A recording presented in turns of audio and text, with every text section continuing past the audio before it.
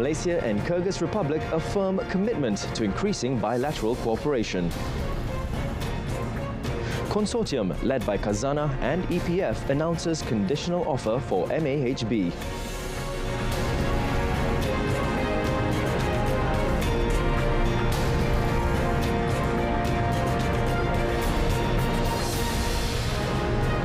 Hello, good evening and Salam Malaysia Madani. Thanks for joining us. My name is Darryl Baptist and you're watching Malaysia Tonight.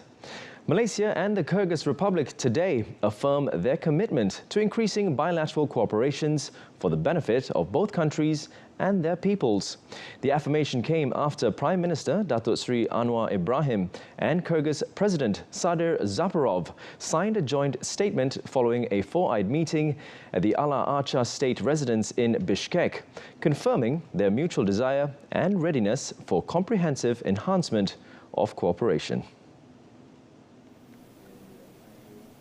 Both leaders outlined three areas to enhance through cooperation, namely political cooperation, trade, economic and investment cooperation, and cultural and humanitarian cooperation.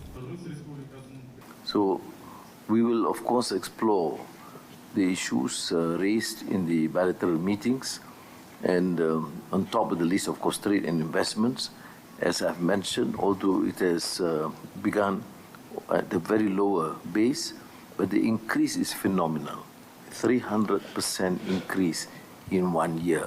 We would certainly return and get the private sector, government departments and agencies to focus on efforts to enhance these bilateral relations, particularly in the rare occasion where both the President and the Prime Minister signed the document, which Datuk Seri Anwar is on a two-day official visit to the Kyrgyz Republic at the invitation of the President. He was earlier accorded an official welcome, during which he also inspected the Guard of Honour. The Prime Minister also noted that both countries recognise the importance of cooperation in the development of the halal industry, given its growing significance in the global economy and potential for economic development. Both leaders expressed their intent to develop the halal industry between relevant agencies and organizations of both countries. Now, the areas, of course, we discuss include halal industry, which has enormous potential again. That is why we brought together the Minister of Islamic and Religious Affairs and the Director General of the Islamic Affairs Department, which is a very important department which deals with the issue of certification of halal, and that would help facilitate the trade and also export, and will certainly help. Both leaders also acknowledged that establishing direct air connectivity between the two states plays a crucial role in the development of trade and economic relations, with parties supporting and encouraging negotiations between the airlines of the two countries to open new direct air routes. We would speak to our airlines to ensure that we should be able to arrange at least the first round, even once a week or twice a week for a start.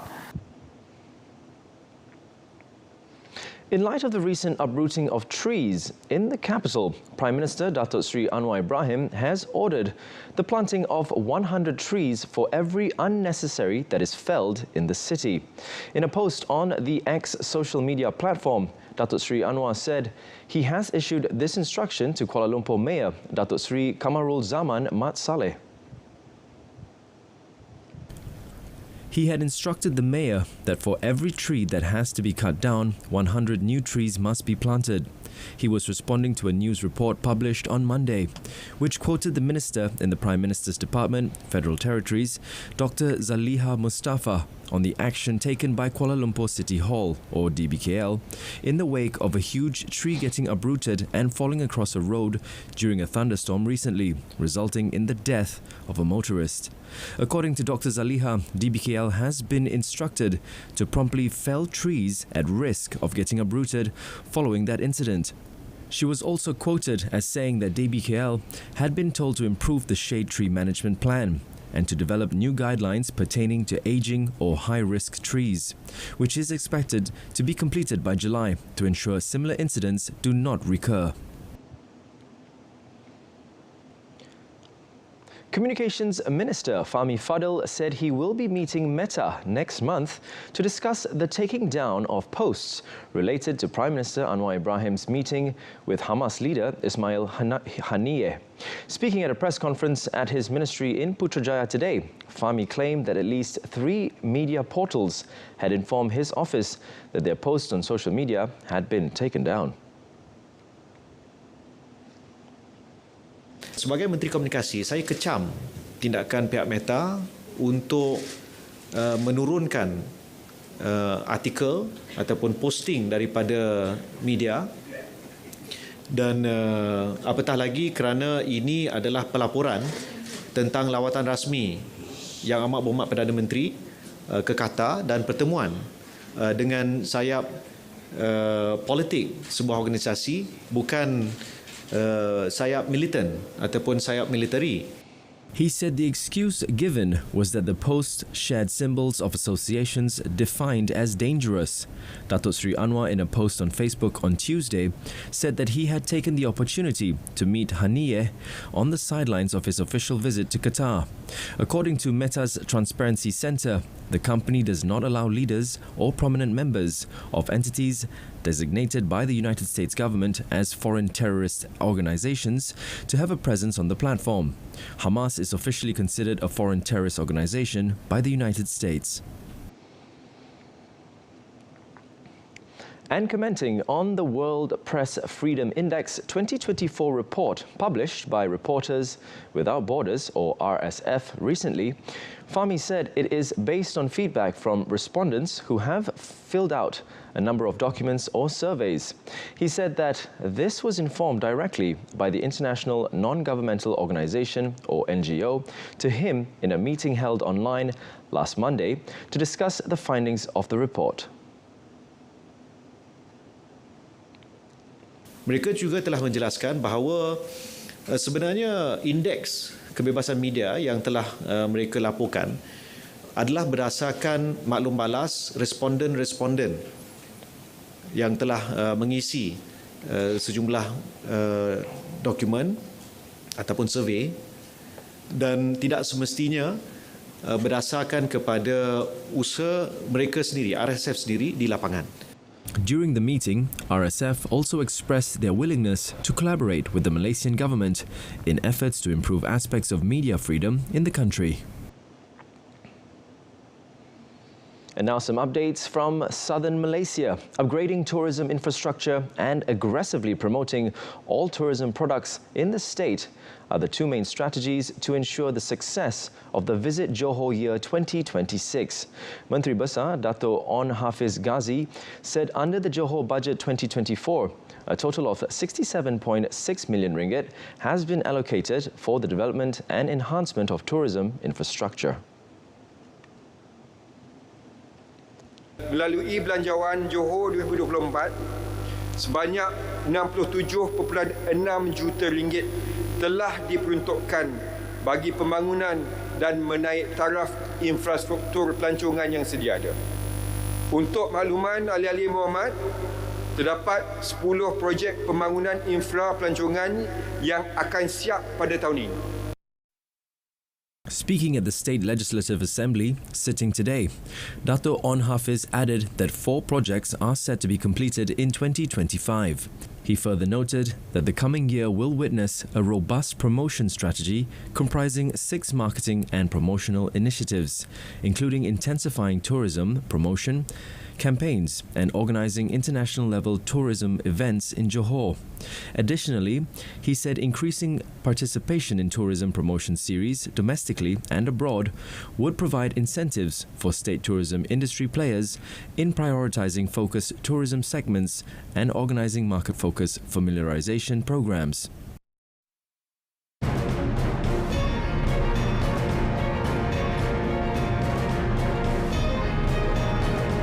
next in the business segment, construction companies urged to leverage AI to enhance efficiency.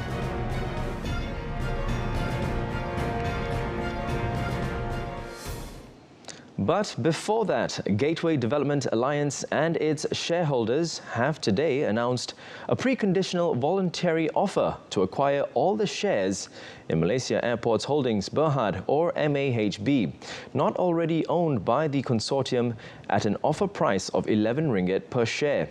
The consortium is led by two Malaysian government-linked investment companies, namely Khazanah Nasional Berhad via its wholly owned subsidiary, UEM Group Berhad, and the Employees Provident Fund. The consortium's shareholders also comprise a wholly owned subsidiary of the Abu Dhabi Investment Authority, or ADIA, and funds managed by Global Infrastructure Partners, or GIP, one of the world's premier infrastructure investors and an experienced airport owner and manager. MAHB, in a Bursa Malaysia filing today, said the offer price at 11 ringgit per share implies an equity value of 18.4 billion ringgit. Upon full completion of the offer, collectively, Malaysian investors would own 70% of MAHB. ADIA and GIP, meanwhile, will hold the remaining 30%. Presently, MAHB manages 39 airports throughout Malaysia, including 5 international airports. Additionally, it owns and manages one international airport in Istanbul, Turkey. Construction companies should fully leverage artificial intelligence or AI technology to enhance efficiency, reduce costs and shorten project timelines. Deputy Works Minister Datuk Seri Ahmad Mazlan encouraged industry players to embrace the latest modern methods for their construction project processes. He suggests to leverage the Industry 4.0 revolution, including advanced AI, to achieve benefits in quality, cost, time, design, accuracy, volume, and more. All these technologies, Datuk Seri Ahmad said, should ultimately benefit humanity. Kita berharap agar konsep pembinaan boleh menggunakan aplikasi metaverse, teknologi AI bagi menyelesaikan masalah, sebagai contoh monitoring site, satu lagi contoh perubahan cuaca. Kemudian konsep aplikasi 3D, melihat bangunan yang dibuat secara maya walaupun bangunan tersebut masih dalam proses perancangan. 3D, kaedah 3D. Ini Building Information Modeling, BIM digunakan. Itu juga konsep latest jugalah. He said this to reporters after officiating the Kuala Lumpur Public Works Department, or JKR, handover of 12 completed projects today. All infrastructure projects, including the renovation of existing buildings in the federal capital, have been completed at a total cost of 57.48 million ringgit. Here's some good news for Malaysians. The number of jobs in the first quarter of this year increased by 1.5% to 8.94 million, the highest recorded since 2018. Chief Statistician Datuk Seri Dr. Muhammad Uzir Mahidin said the growth in the number of jobs indicated that the labour demand in Malaysia may continue to be favourable in 2024, as Malaysia's economy is predicted to expand at a quicker rate of 4 to 5% subsequent to external demand and greater investment. Regarding the job situation by economic activity, he said the number of filed jobs was on an upward trend, with a year-on-year performance rose by 1.5% to 8.75 million in the first quarter of this year. He said the number of filed jobs remained stable, in line with the development of the current economic situation, with the agriculture sector registering the highest growth at 4.0%. followed by services 1.8% and manufacturing 1.1%. Meanwhile, 32,100 jobs were created in the first quarter of this year compared to 31,700 in the same period last year. He said the semi-skilled category made up the biggest share at 61.9% with 19,900 jobs, followed by skilled and low-skilled. For those visiting China, here's another attraction you may want to add to your list. Huawei is revamping its retail strategy and aggressively opening flagship stores in China, with some just a stone's throw away from Apple shops, as it seeks to retake the premium electronics throne in the world's biggest smartphone market. Situated directly across from Apple's Shanghai flagship store, Huawei's recently renovated shop spans 3 floors of a famous heritage architecture building in the financial hub's busy shopping district and includes a coffee shop and a gym. The 5,000 square meters store also has a modern lecture hall, a massive living room and a fancy service center, while overlooking one of the world's busiest pedestrian scramble. Huawei opened 4 such stores in major Chinese cities between December and February, an aggressive marketing blitz by a company that is rebounding from US sanctions imposed in 2019. Its renewed marketing push poses a major challenge to Apple, which suffered a 6.6% plunge in iPhone sales in China to 10.8 million in the first quarter, according to IDC data.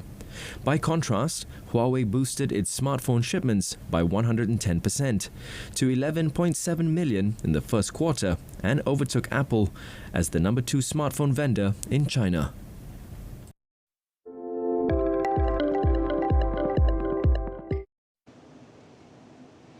And now we move on to the next segment of our bulletin.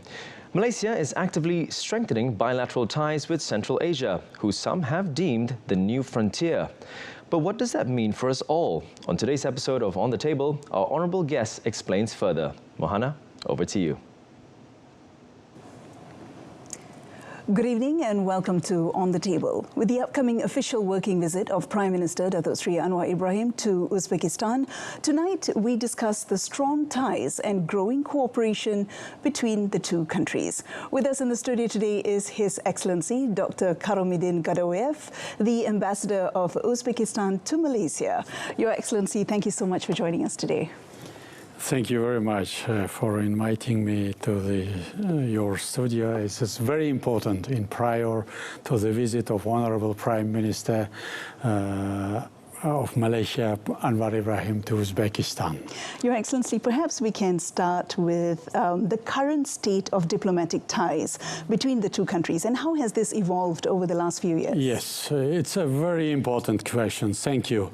And despite the geographical distance between Uzbekistan and Malaysia, our countries have been linked the historical ties.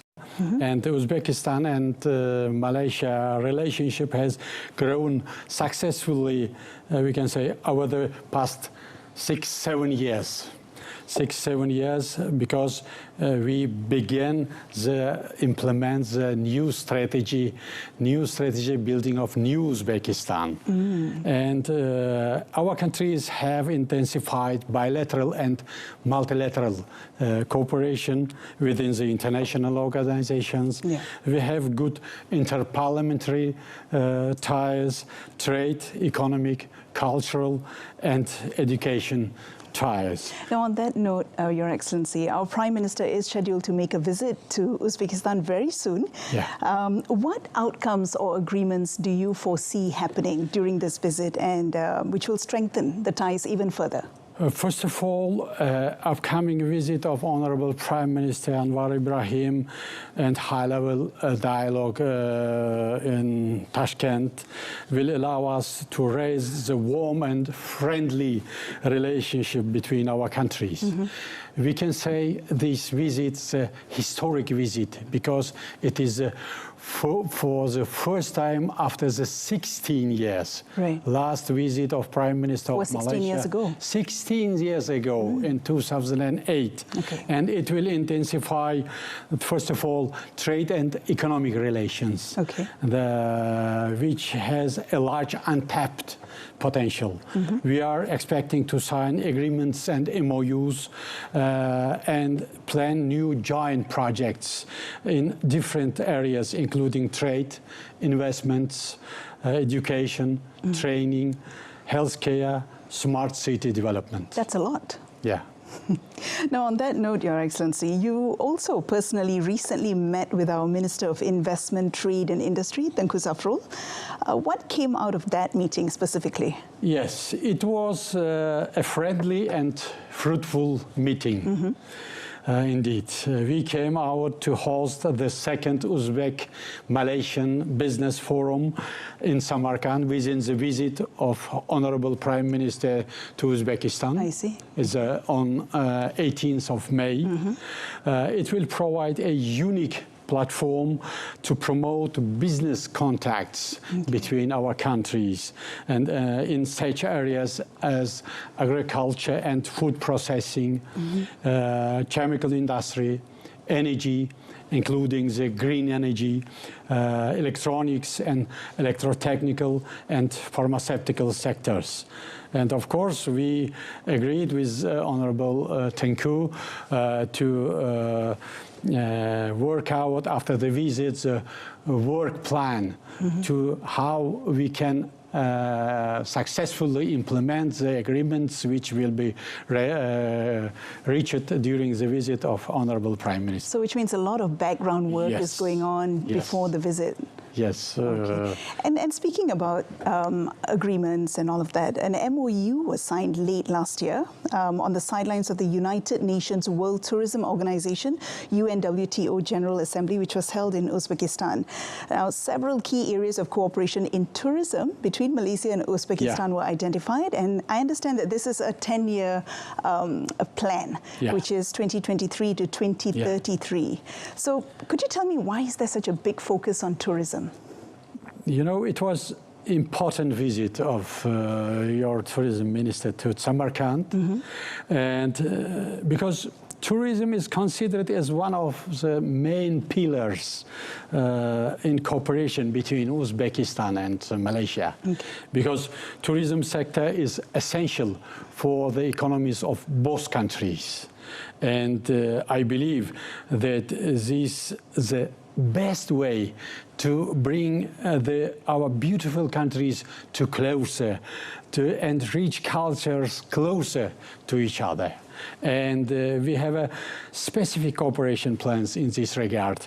For example, tourism promotion and marketing, and joint research and training, as well as wider air connectivity between major tourism destinations. Today, we have 4 flights, direct flights between Kuala Lumpur to Tashkent. That's right. Batik Air recently announced the flights. Yes, Batik Air began its flights in December. Yes. It was only 1 flight a week, but since 15th of April, Batik Air Malaysia began its 2nd flight. But now they have plans to put 3rd flight to expand this even further. Now, why is that important? Why are these direct flights very important? Because it is important that these ties will boost not only tourism, but people-to-people ties. Right. But also trade and investment relations. And you need that very we need easy the very good connections, and we are continuing our negotiations by some other air companies of Malaysia to put direct flights to such historical cities, Samarkand and Bukhara as well. Oh. So there's lots of plans in place now. Okay. Now, Your Excellency, you are an author of 11 books and more than 70 scientific articles on international relations and public diplomacy. Why is Malaysia important to you? You know, you have a beautiful nature and an equatorial climate. And in my one of my books, I devoted a separate article to Rafflesia arnoldi, the largest flower in the world, which is grows in Malaysia. Yes. And Malaysia also developed the economy, and your country was able to become one of the Asian tigers a short period of time. That's right. And most importantly, you have a wonderful and hospitable, multinational and multi-religious people who live in the country in peace and unity. And all this gives me, as a diplomat, and first of all, as a geographer, scientist, geographer, that's right. You started important information to my next book, and yes. I think my Malaysia will be the topic of my next book. I even came up with a name for it: Lines from the Malaysian Diary, or it may be Memoirs of an Uzbek geographer from Malaysia. Wonderful, and I'm looking forward to that book. Now, Your Excellency, before I let you go, I do have one last question. Since you are an expert in geography, Uzbekistan itself is a landlocked country, and Malaysia is practically the opposite. Yes. But I'm sure there are some similarities, and I know you've not been here very long, but what are the similarities that you see between both countries? We have many similarities. Mm-hmm. I already told you have a very kindful, yes, very cheerful people. Okay. And we have here the main part of population is Muslims. Mm-hmm. In our country also 25% of population is Muslims. Mm-hmm. We have a sacred Islam. Okay. Many we have a common historical ties within the ancient Silk Road, yes, which is connecting our countries to each other. Mm-hmm. And therefore, Malaysia is very important for me. I like it very much. Thank you. Now, I do have one final question before we go. You did recently reveal, I read a report that said that there are currently 36 Malaysian companies operating in Uzbekistan, yes, and there's one Uzbek company which is in Malaysia. Yes. Over the next 4 to 5 years of your term here, how do you see this number changing? You know, I have a huge plans there. And yes, we have 33 Malaysian operators in our country, companies which is operating in our country, and one Uzbek company in Malaysia. Yeah. But soon, yes, another 2 companies will begin their activities in Uzbekistan, and 2 Uzbek companies will begin their activities in Malaysia. We are ready for signing some documents, and our cooperation in many areas, not only in economic and investment, but cultural and humanitarian spheres, will widen, I hope. And I came to Malaysia to work very hard and to bring these 2 wonderful nations more closely. Wonderful. We're really looking forward to hearing more about these cooperations. Thank you very much. Your Excellency, thank you so much for your time here today. My pleasure. My pleasure. Thank you. I've been speaking to His Excellency Dr. Karomiddin Gadoev, the Ambassador of Uzbekistan to Malaysia. It's now back to you. Thank you, Mohana. And I'm afraid that's all the time that we have left for you tonight, folks. Together with Mohana Priya, I'm Daryl Baptist. From the river to the sea, Palestine will be free. Thank you for watching and have a good evening.